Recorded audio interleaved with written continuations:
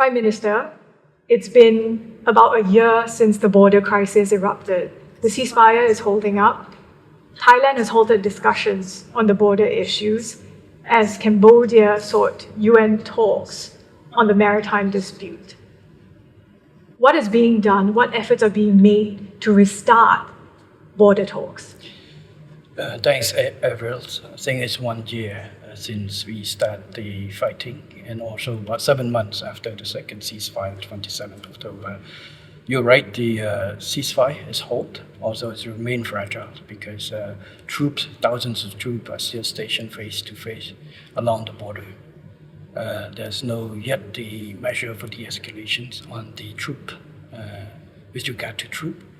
Also, the main root cause of the dispute has not been resolved, which is the sovereignty, territorial integrity based on the international laws, on the agreed convention and treaties that we have on both sides, which is the international border. This can be solved by implementation the existing mechanism we have, including the JBC, the MOU 2000, and others. We already have those mechanisms in place, which took place before the fighting start on the second fighting in 27th, in December 7. So also, beside that, activities on the ground has raised concerns, also complicated matters. The Thai troop activities occupying well into Cambodia territories using barbed wire and containers is still there. This is well beyond even the Thailand unilateral claim boundary line into Cambodian territory. In addition, there's other activities that create fait accompli on the ground. For example, the road building, hard infrastructure, military bunkers, establishment of Buddha statue within the area of disputed area, the destruction of Cambodian lands, Cambodian homes in the area previously housing by thousands of people, and also dividing those land and give titles to the Thai citizens.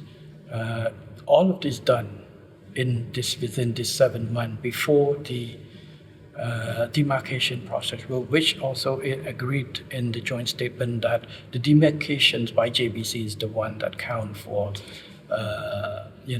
to determine the territorial integrity and boundary line between the two countries. So for this is a concern. We have written a lot of protest letters, complaint letters to ask for the stop of these activities and resumption of the JBC, but so far has not yet. We have been exercising a lot of patience. We wait Thailand government to hold election, to establish the government, and also to establishment of the JBC. We have held for 7 months. Now we hope that we heard that Thailand just established the components and the leaders of JBC. We hope to resume that soon. As for, I heard the Thai leadership, especially foreign ministers of Thailand, has stated that because Cambodia go to UN clause that close the door for the land boundary. This statement, I like to say, a little bit inaccurate and a little bit unfair, based on 2 reasons. One, the reason why we go to the UN clause compulsory reconciliation is because Thailand has decided to cancel the only existing bilateral agreement between Cambodia and Thailand on maritime, MOU 2001, which for 16 years, for 15 years, that both Cambodia and various Thai governments, about 13, over 10 governments, have continued to try to work based on that, try to find solution, including 2 previous Prime Ministers of Thailand, Prime Minister Sita Thavisin and Prime Minister U Ing, during my time, that we work and try to find solution to the joint development and other areas. But unfortunately, after our warning, our request that Thailand not to cancel the MOU 2001, Thailand government continued to cancel anyway. So we have no choice but to go to the conciliation Second, there's no conditions, no agreement or anything before. There also seems to be misalignment between Thailand and Cambodia on what the UN talks should focus on. Thailand wants to focus and discuss the redrawing of maritime boundaries, Yes. while Cambodia wants to focus on the joint development of these overlapping areas. As a gesture of goodwill, might Cambodia consider I think at this- confining the scope of discussions to a resolution on maritime boundaries? I think this point is too early. We need to go on, agree on the process of appointing the judge. Now we are working on the chairman. We have nominated two of the judges each side, and we need the chairman of the 25th judge, and we're still working on So that. confining the scope of discussion for now is not something Cambodia It's would not consider. something that we have posed up to proposal for delimitation and the demarcations, delimitation and also the joint development area for the decisions. But like I say, for now at this stage, let's focus on getting the process moving. And also, it should not be a condition because the KL statements that we signed in October 20, KL Declaration, which witnessed by President Trump and Prime Minister Anwar. And also the joint statement said both sides agreed to conduct the demarcation on the land boundary. There's nothing in there said condition on what we agree or not agree on the method to use on UN clause. So it makes sense that we resume this to solve the border issue so that we have over 20,000 people that can go back home and also the border can be demarcated. This is the cause of the dispute. Any areas that we can resolve, let's resolve it. We want peace. I think Thailand's want peace also, and this is why we want to have the method to do based on international law, existing mechanism that to do. You recently also met with the Chinese president in Shanghai. Yes. What concerns were shared with you on the border conflict? I think for the Chinese leaders, it's always expressed, the support for both sides to find ways to solve peacefully. I think that is the main message, the same as a lot of international leaders who want us to solve on that and also based on the international laws that we have.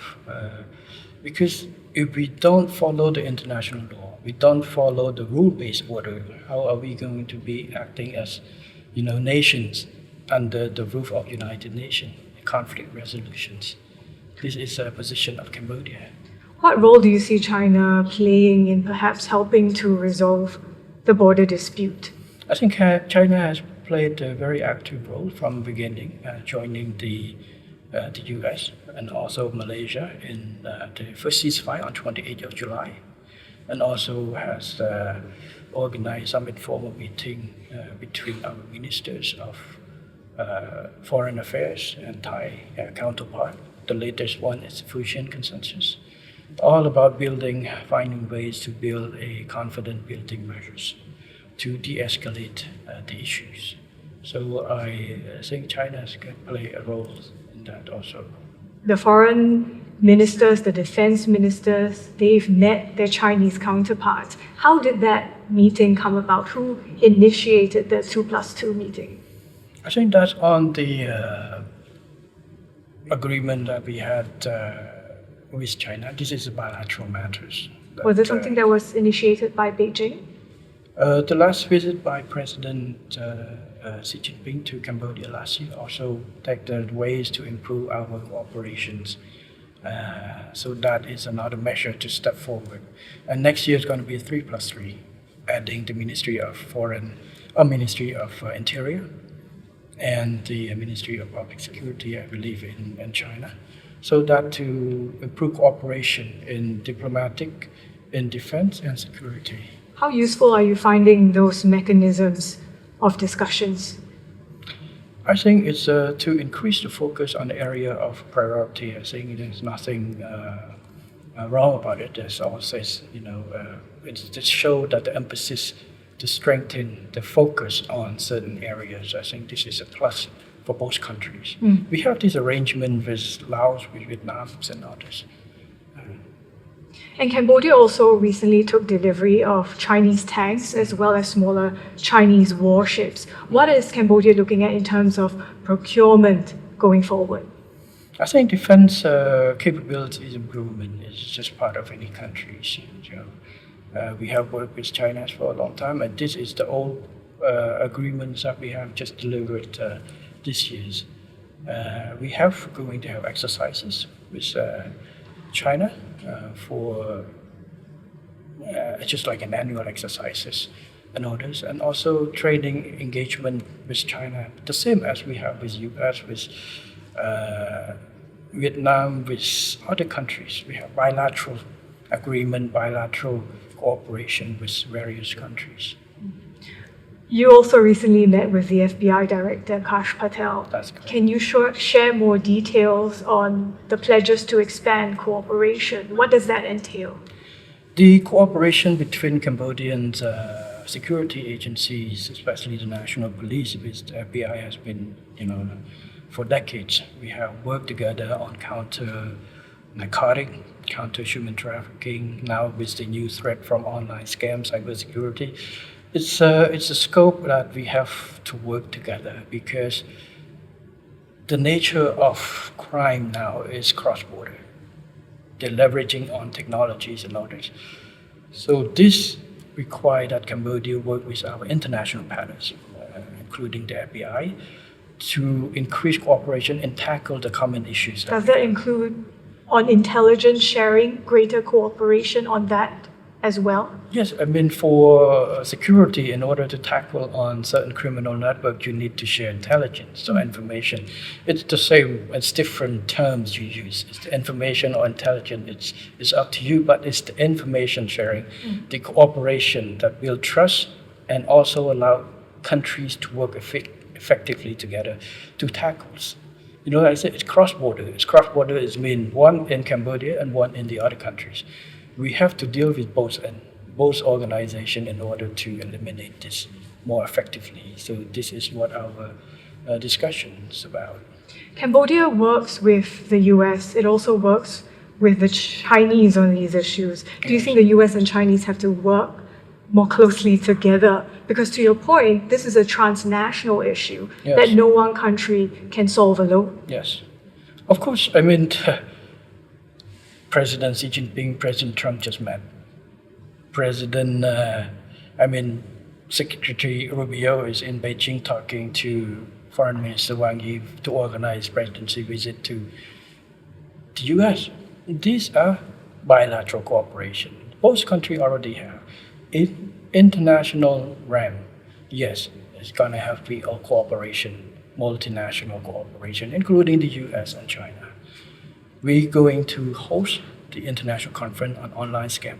There will be participation from China and the US FBI. I invite the delegation from FBI to join, and Director Kash Patel, he said that he's gonna send senior delegations come to visit. These are the cooperation to tackle common issues, go well beyond geopolitics. This is for the interest of all countries. Criminal network can attack countries that they don't have alignment with political. Anything they can exploit, they exploit.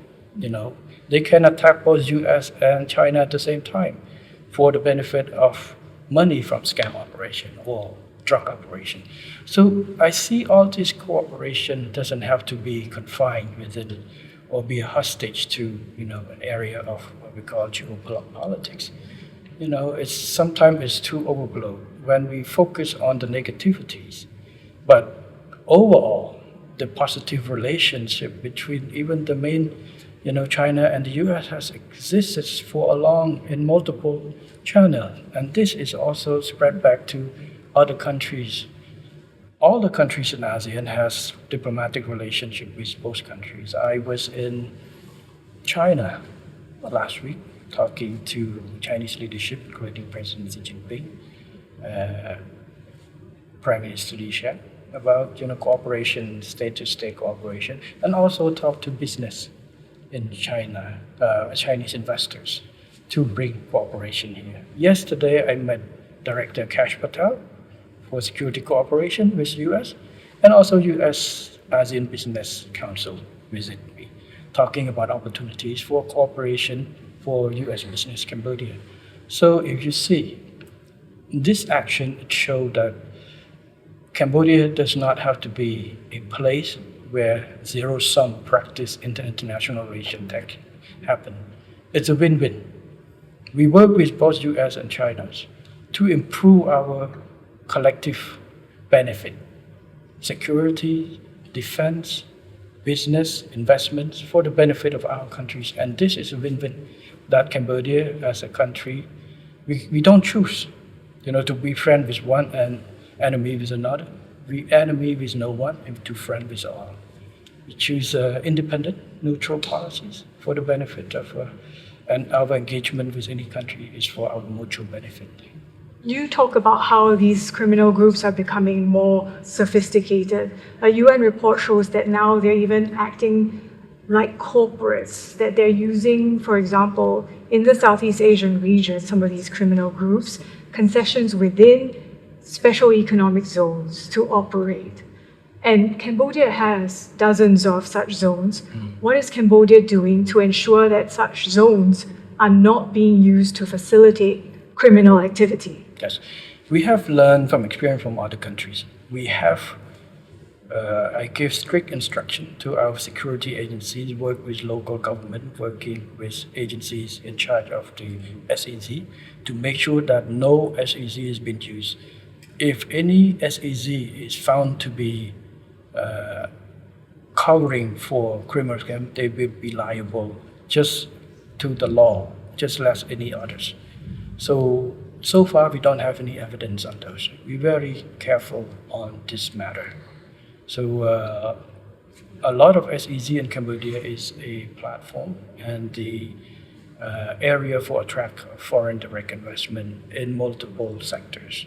So these are the areas that keep growing, and we continue to hope to attract more investment and expansion of the business both in the SEZ and outside the SEZ. Cambodia has been very actively cracking down on these scam compounds. I wonder, what is your view or what you observe in terms of how they are evolving? Are they perhaps becoming smaller, more nimble, using artificial intelligence? Yes, you are right. It's become more complex. We have cracked down over 670 locations, big and small, especially all the big location has been closed and sealed off and been under the court process, legal process right now. They have evolved. Many have fled the countries. Many have moving to neighboring countries. We have arrested and deported back, working with other partners to return to receive the citizens back.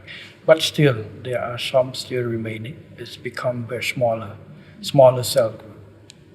Technology has allowed them to work in a decentralized manner. But this we also tackle the step we issue we create new law that put the liability, hold also the property owners, for example, rental houses, to be accountable also if they found to be engaged or facilitate the scam online. We have issued the sub-decree that for any houses or apartment unit that found to have multiple occupants without authorization and is also subject to liability.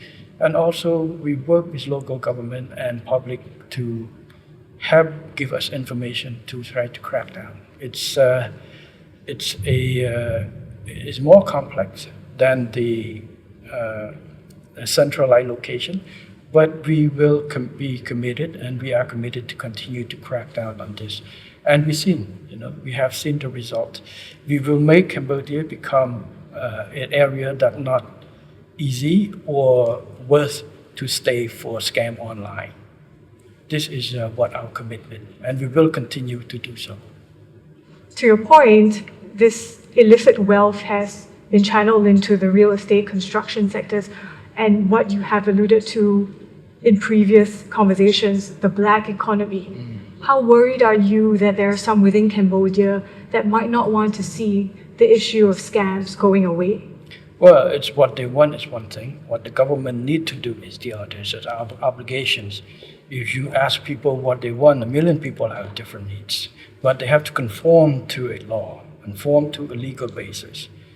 We are committed to promote good businesses, allow people to live, allow people to make business in a transparent and legal ways, not scamming others people. So if they want is one thing, but what they take action is another. If just have a desire is no, it is not wrong, it's not illegal. But if you take action to get engaged or facilitate scam or any illegal activity, you'll be responsible and subject to the law. And Senator Lee Yong-pak has been sanctioned by the US for forced criminality. Senator Kok An has been sanctioned by the US for hosting human trafficking. How fair do you think these US actions were? I think it's a personal matter on that, and both senators have engaged legal team to fight the legal battle in order to clear their names.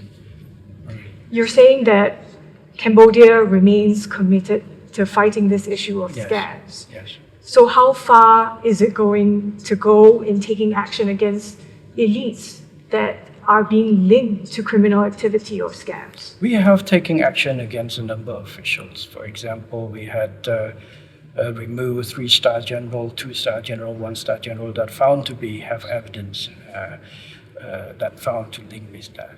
We have taken charge, even dismissed governors, police commissioners of provinces that is inactive against that type of work. So there are more investigations to go on that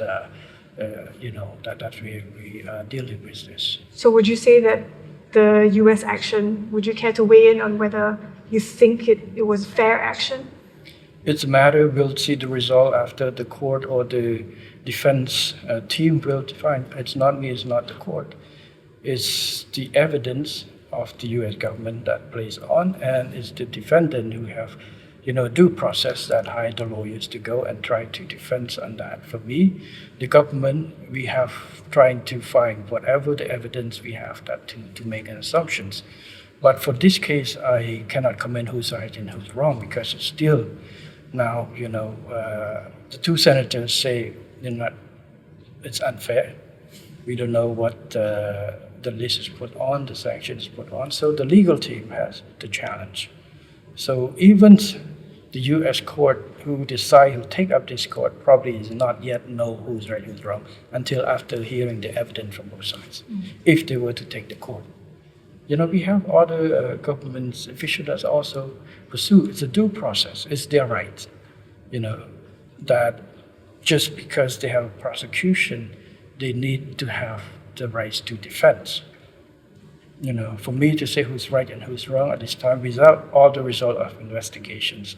Our agencies are looking to different, cases. I'm not comment on which cases and cases. Some cases involve in, government officials, some cases going businessmen and others.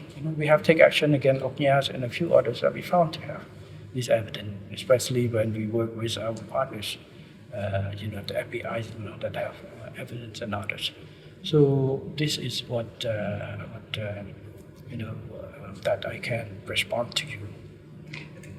This is a global issue, as you say, and in terms of the money involved, some estimates put it at upwards of $440 billion, which could be comparable to the global illicit drug industry. What needs to change? Because Cambodia has had a front row seat in tackling this issue. What advice, perhaps, would you have for other countries that are now dealing with this? I think we have to start with accepting the facts. Cambodia is not the only country that has this problem. It's a problem that many countries in the regions has it.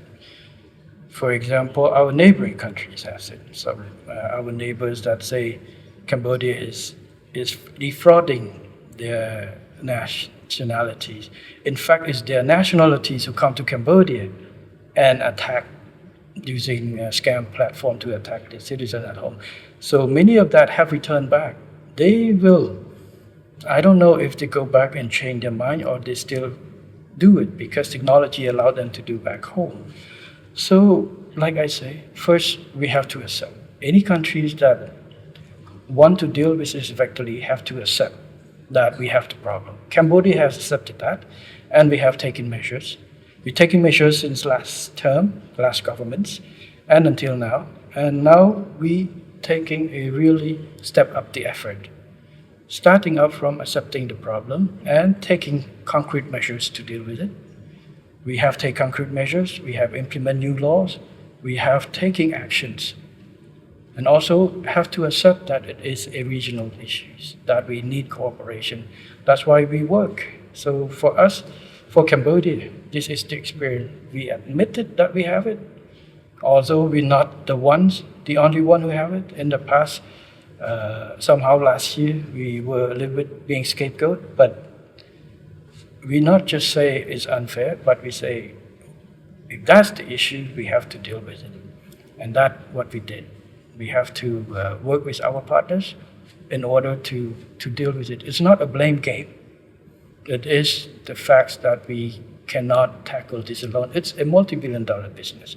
It's a fast business. A lot of people work in it. It's not the victim. They know willingly to do it. So the fact that they are in Cambodia or they're in their countries or other countries, they will do it. So that is the only thing that to do, and working globally with international work to deal with it. Prime Minister, I wanted to wrap up this conversation finding out more about your vision for Cambodia, because you took over in 2023 from your father, who led for almost 4 decades. What is the path that you want Cambodia to chart? You know, we have thought of this, and we said, what's the legacy that our team, UK, the Generation 2 team? Generation 1 team, my father's generation, it's a generation that started out with nothing, liberate the countries from the genocide regions, unify the countries, stop the fighting, which lasted for 500 years in Cambodia, building the countries from scratch, implementing reform and develop the countries. What is the G2 legacy has to be? First, we have to maintain what's the positive result that the previous team has achieved: peace, stability, development, national unities. But what are we going to do is to go for further reform, to tackle the issues, old and new, that may exist for us, and reform and develop further to bring peace and stability and development for our people. So this is our futures, and a lot of reform that we put to. We are now doing a lot of reform in the security, in militaries, in education, in health, in economic, in business environment, in order to innovate ourselves to make our country become more of an environment that the people of Cambodia can grow and also welcome more of the partners, whether it's in security, cooperation, economic, and others to grow. So this is our vision, is to bring Cambodia to be a rich country for our people in the future. Prime Minister, thank you for your time today. Thank you. Thank you. Thank you.